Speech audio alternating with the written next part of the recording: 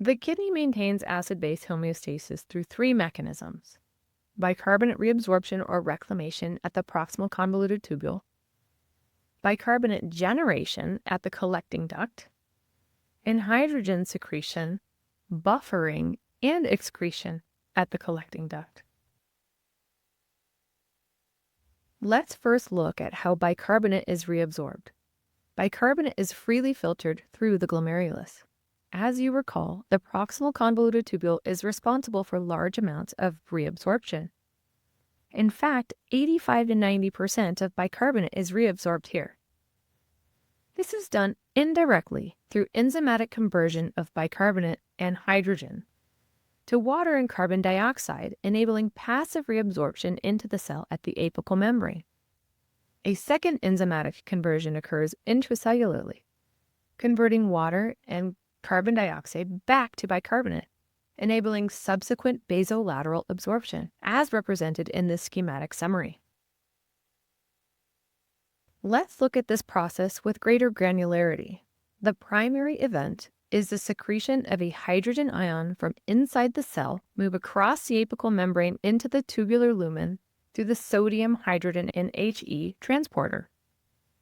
A low sodium concentration inside the proximal tubular cell is maintained by the basolateral sodium-potassium ATPase and creates a gradient driving the sodium into the cell and hydrogen into the lumen. Once the hydrogen is inside the tubular lumen, the hydrogen ion and filtered bicarbonate rapidly form carbonic acid. The enzyme carbonic anhydrase present at the brush border of the proximal tubule cell speeds up the conversion of carbonic acid to water and carbon dioxide. Carbon dioxide will freely diffuse into the proximal tubule cell. Carbonic anhydrase, also present within the proximal tubule cell, catalyzes the conversion of carbon dioxide and water back into carbonic acid. Carbonic acid then rapidly dissociates into bicarbonate and a hydrogen ion. I want to point out here, the pH of the extracellular fluid does not change.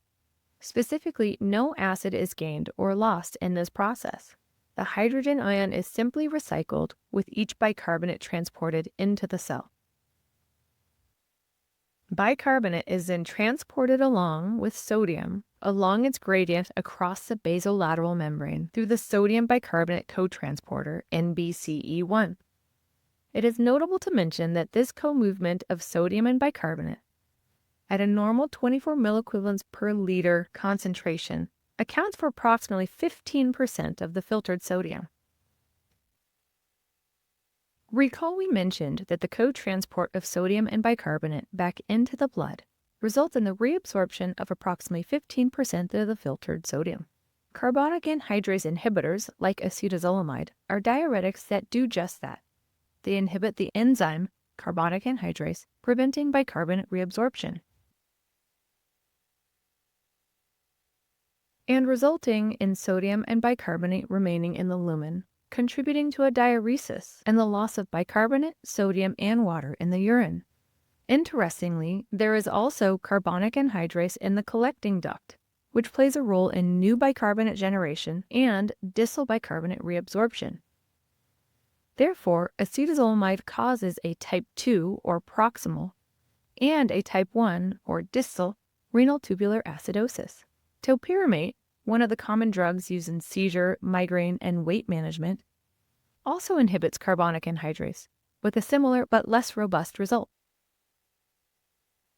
A type 2 renal tubular acidosis, or RTA, is a disorder where the kidney fails to reabsorb bicarbonate proximally, leading to urine bicarbonate wasting and metabolic acidosis. It is rare compared to distal type 1 RTAs, hence being named type 2. Type 2 RTAs can be caused by genetic factors and acquired disorders, typically impacting the functionality of the sodium-hydrogen antiporter and the sodium bicarbonate cotransporters. Similar to acetazolamide, which also causes a proximal renal tubular acidosis, It results in urinary bicarbonate wasting along with sodium, water, and electrolytes that result in the typical clinical presentation and electrolyte disturbances observed in type 2 RTAs, which includes the following: low or normal blood pressure, non-anti-GAP metabolic acidosis, hypokalemia, and a urinary pH less than 5.5. We will discuss the mechanisms of RTAs in the future modules. In summary, the proximal convoluted tubule is responsible for the bulk of bicarbonate reabsorption, as summarized here.